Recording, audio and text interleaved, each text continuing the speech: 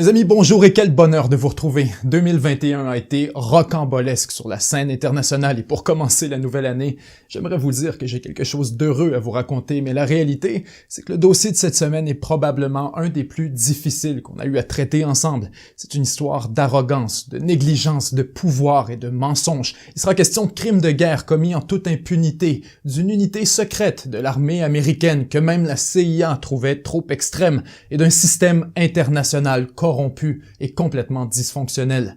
Cette semaine, à l'émission, les crimes de guerre des États-Unis et les tactiques pour les camoufler. Nous sommes le 26 août 2021, à Kaboul, en Afghanistan. Après avoir été pris par surprise par l'avancée rapide des talibans et la chute presque immédiate de la capitale, Kaboul, les forces de la coalition internationale sont au beau milieu d'une évacuation complètement désorganisée. L'armée américaine doit littéralement s'en remettre aux talibans pour gérer l'accès à l'aéroport. Les images d'avions bondés, de décollages chaotiques et de perte de contrôle générale par les forces américaines ont rapidement fait le tour du monde.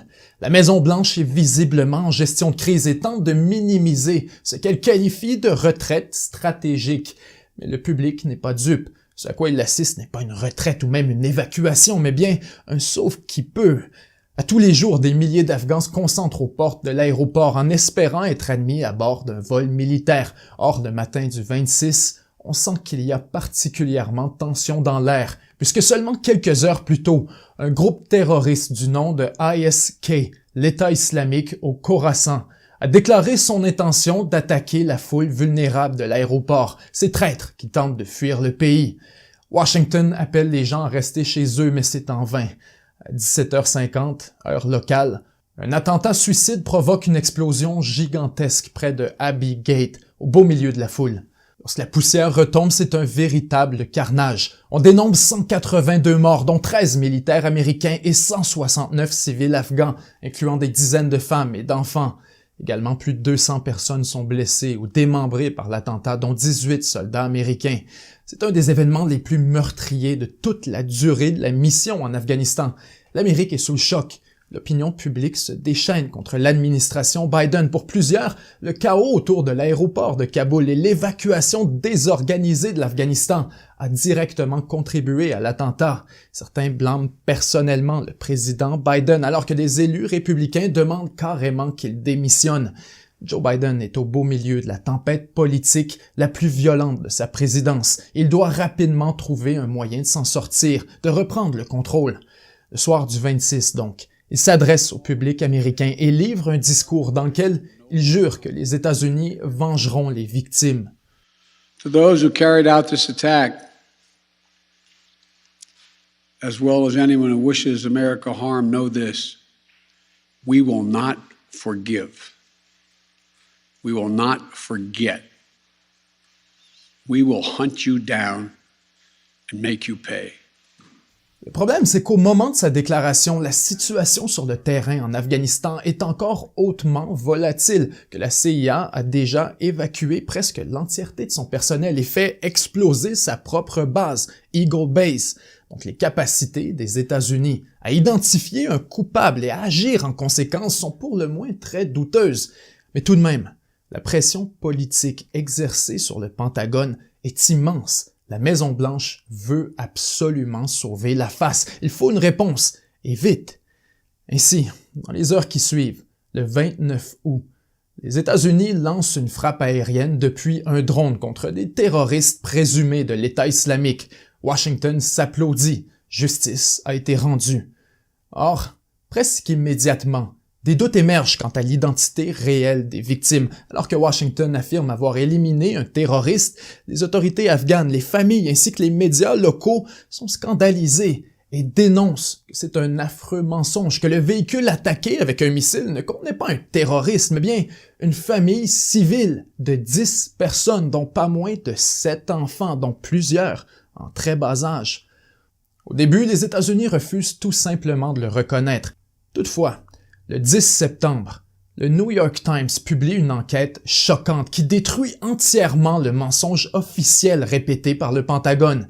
Après une enquête en profondeur sur le site de l'attaque, le Times démontre de façon incontestable que la frappe aérienne du 29 août n'a pas tué un membre de l'État islamique, mais bien une famille étendue de 10 personnes innocentes, incluant 7 enfants qui ont tous été assassinés par l'armée américaine dans sa quête orgueilleuse et colérique pour une vengeance immédiate.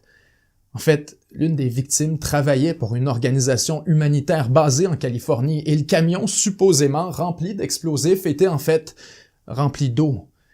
Les images sont atroces, mais l'armée refuse toujours d'avouer quoi que ce soit. C'est seulement une semaine après la publication de l'enquête choc du Times exposant les mensonges du Pentagone que l'armée américaine et la Maison-Blanche retournent leur chemise et reconnaissent enfin qu'ils ont commis une erreur tragique et que la frappe du 29 août a effectivement assassiné une famille entière de civils innocents.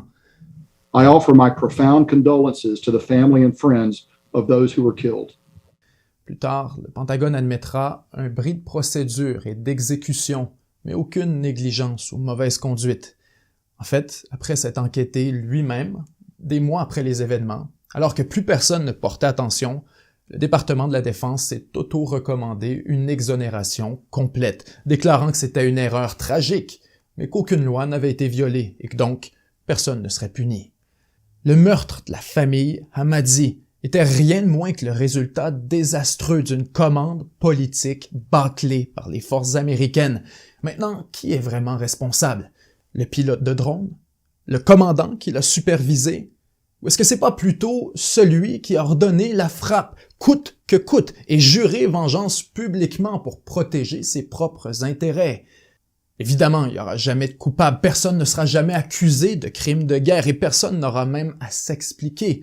J'aimerais vous dire que c'est un cas unique, une anomalie qui relève de l'extraordinaire, mais la réalité, c'est que c'est très loin d'être le cas. Ce genre de tragédie se produit constamment. Pire encore, depuis les 20 dernières années, avec le début de la guerre contre le terrorisme et l'avènement des drones militaires, la culture du secret et de l'impunité quant aux crimes de guerre commis contre les civils est plus insidieuse que jamais auparavant.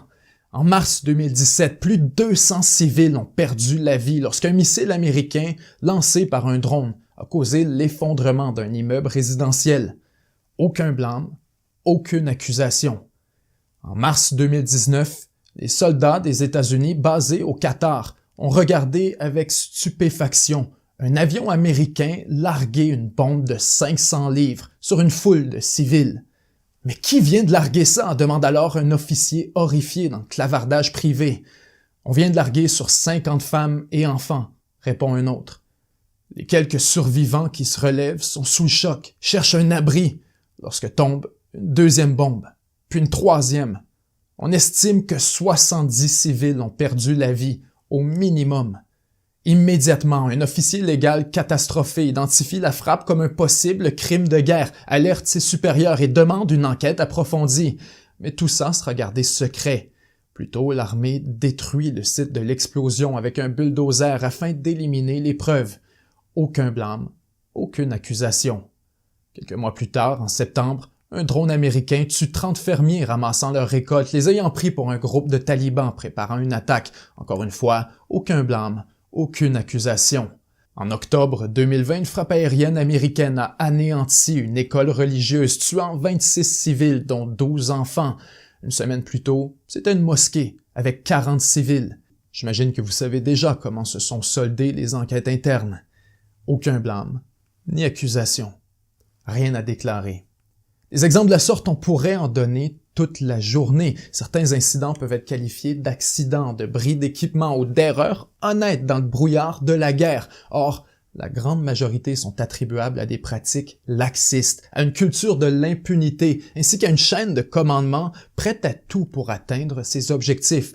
En décembre 2021, le New York Times a rendu public des milliers de pages de rapports autrefois confidentiels sur plusieurs morts civiles dans les guerres en Irak ainsi qu'en Syrie. On y raconte des scènes hallucinantes d'attaques aériennes basées sur des fausses informations ou sur une méconnaissance de la culture locale. Dans un exemple, l'armée américaine a jugé qu'il n'y avait aucune présence civile dans une maison où les familles dormaient tout simplement durant les jours du Ramadan. Dans une autre, elle a attaqué une supposée usine d'explosifs après avoir vu des sacs de nitrate d'ammonium qui étaient en fait des sacs de coton près d'une usine d'égrenage, des motocyclistes roulant en formation. La supposée signature d'une attaque imminente était en fait des motocyclistes.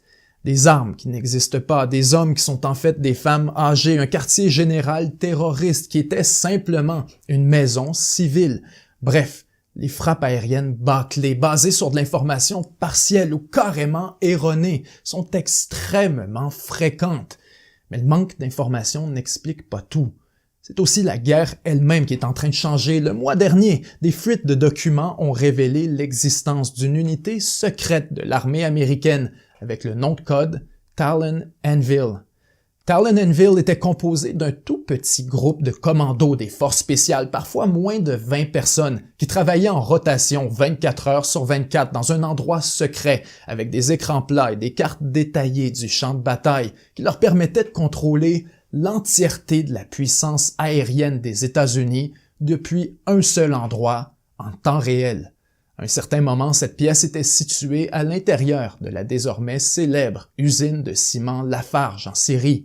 Le travail des commandos était d'identifier des cibles telles que des convois ou des militants afin d'ensuite ordonner des frappes aériennes en conséquence. L'unité a joué un rôle disproportionné dans la guerre aérienne contre l'État islamique, notamment parce qu'elle adoptait une interprétation extrêmement libérale des règles d'engagement.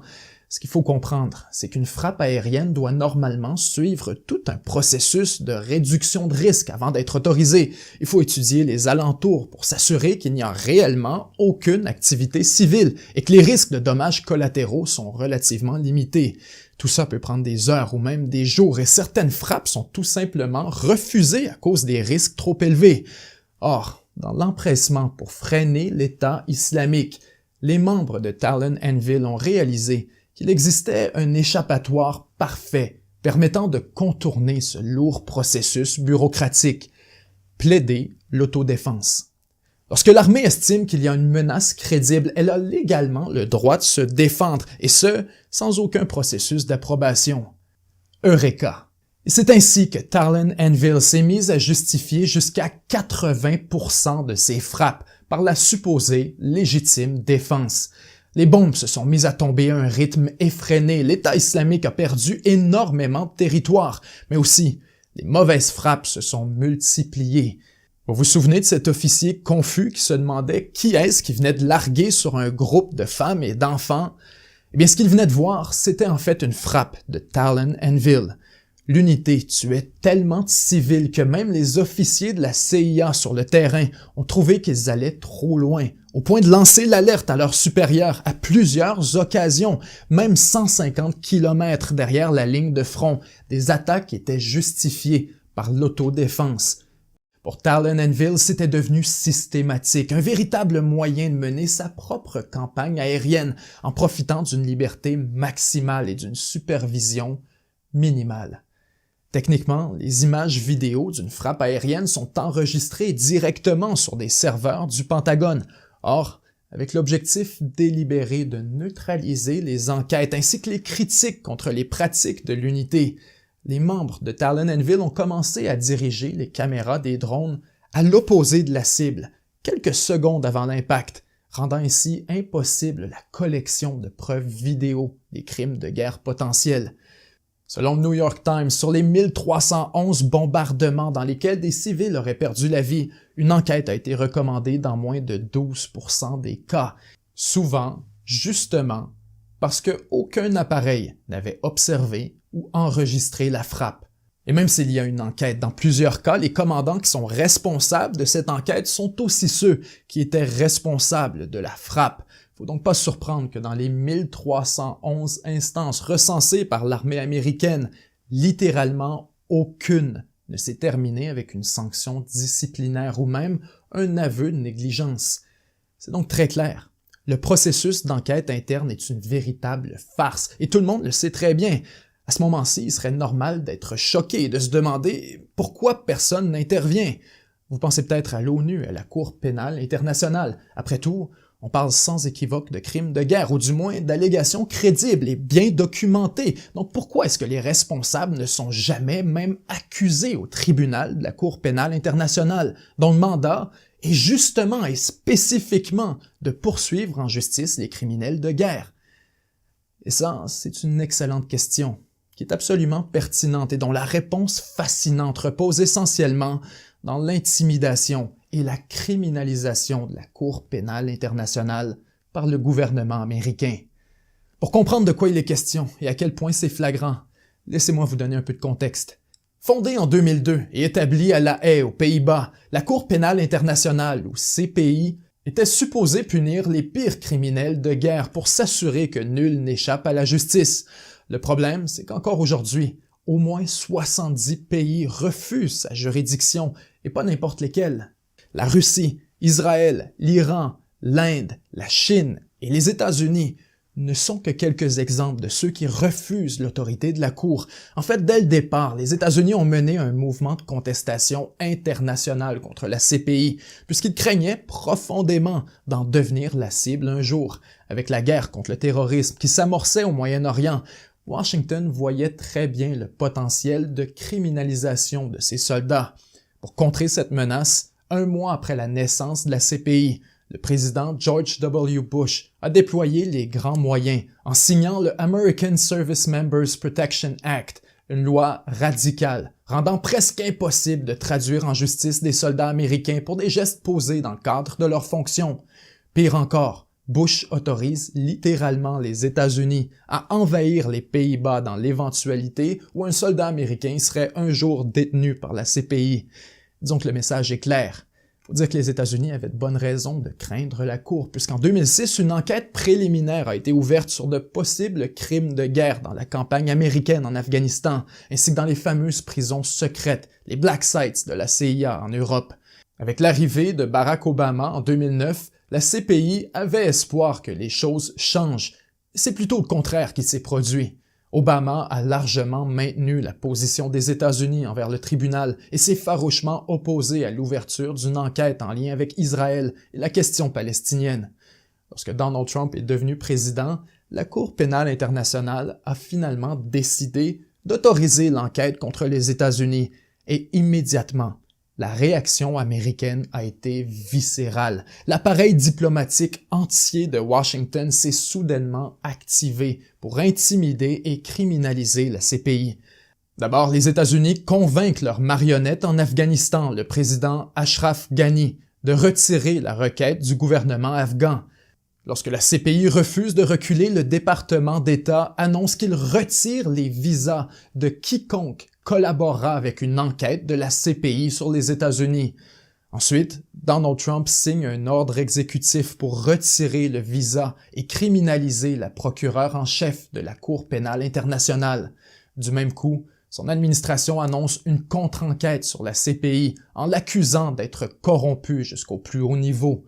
La tension entre la CPI et les États-Unis est alors à son maximum. Washington refuse sèchement la notion selon laquelle une autorité extérieure pourrait légitimement condamner ses ressortissants. Mike Pompeo, le secrétaire d'État de Donald Trump, va plus loin encore et qualifie la CPI de tribunal kangourou. We cannot, we will not stand by as our people are threatened by a kangaroo court. Faut dire que la CPI n'a pas exactement le meilleur historique. En plus de 20 ans, la Cour n'a réussi à condamner qu'une poignée de criminels, presque entièrement en Afrique. À un certain point, la Cour était ridiculisée comme étant la Cour pénale africaine. Et plusieurs la considèrent encore aujourd'hui comme une organisation qui n'a jamais vraiment rempli son mandat. Son budget est trop bas, sa structure est dysfonctionnelle et des pays majeurs refusent de la reconnaître. Visiblement, il y a un énorme problème qui en dit très long sur la manière dont fonctionne le système international. Un système volontaire, bénévole, basé sur la bonne foi et la réciprocité. Or, à partir du moment où quelqu'un déroge du système, les options sont extrêmement limitées. On fait quoi pour forcer les États-Unis, la Chine ou la Russie à faire quoi que ce soit? Des sanctions? La réalité, c'est qu'il n'existe aucun moyen en dehors de l'action militaire, la supposée justice internationale. Ce n'est pas pour les grandes puissances, mais bien pour les petits pays. C'est pour donner un vernis d'humanité à des guerres qui en sont dépourvues et projeter l'illusion qu'il existe véritablement des règles fondamentales, une décence élémentaire, un plancher moral à laquelle ces puissances accepteront toujours de se plier. Or, en pratique, la réalité est bien différente. La justice internationale telle qu'elle fonctionne aujourd'hui n'est pas un bouclier pour protéger les vulnérables, mais plutôt une épée avec laquelle se pavanent les plus puissants. Lorsque les États-Unis tentent de renverser un gouvernement, ils ne gênent pas pour référer à la justice internationale, mais lorsqu'il est question d'exposer et de punir les crimes de guerre américains, disons que le son de cloche est différent. Soudainement, la Cour est politique, corrompue, illégitime, c'est un tribunal kangourou. Bien sûr, Joe Biden a renversé les sanctions imposées par Trump, mais on a compris plus tard ce qui s'est produit. Tout indique que son administration a négocié derrière les portes closes, puisqu'en échange de la levée des sanctions contre la CPI, le nouveau procureur de la Cour a récemment annoncé que les troupes américaines seraient exclues de l'enquête sur les crimes de guerre en Afghanistan. Finalement, seuls les crimes commis par l'État islamique et les talibans seront mis à l'enquête. Échec et mat. Encore une fois, Washington évite la justice et quelqu'un d'autre sera accusé afin de sauver la face du système.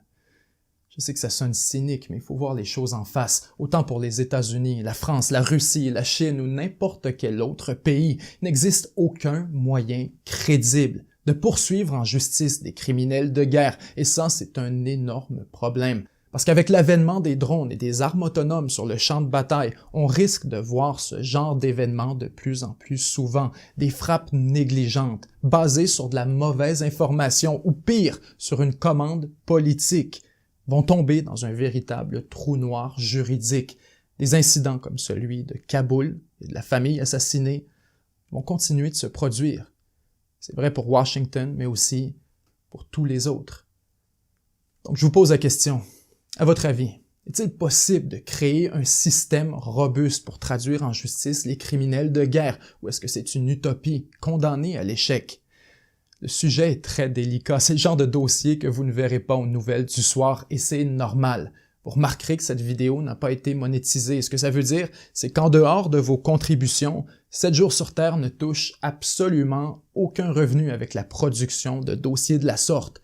Si vous pensez que ce genre de choses est important, vous pouvez y contribuer avec un don direct ou un abonnement mensuel à partir d'aussi peu que 1 $ ou 1 € par mois au 7jourssurterre.com/abonnement. Il y a de ces dossiers qui méritent d'être travaillés, peu importe les conditions commerciales, et ça, à mon avis, c'en était un. Donc, je vous remercie sincèrement de votre appui, c'est vous qui rendez ce genre de décision possible. C'était Benjamin Tremblay, 7 jours sur Terre, à la semaine prochaine.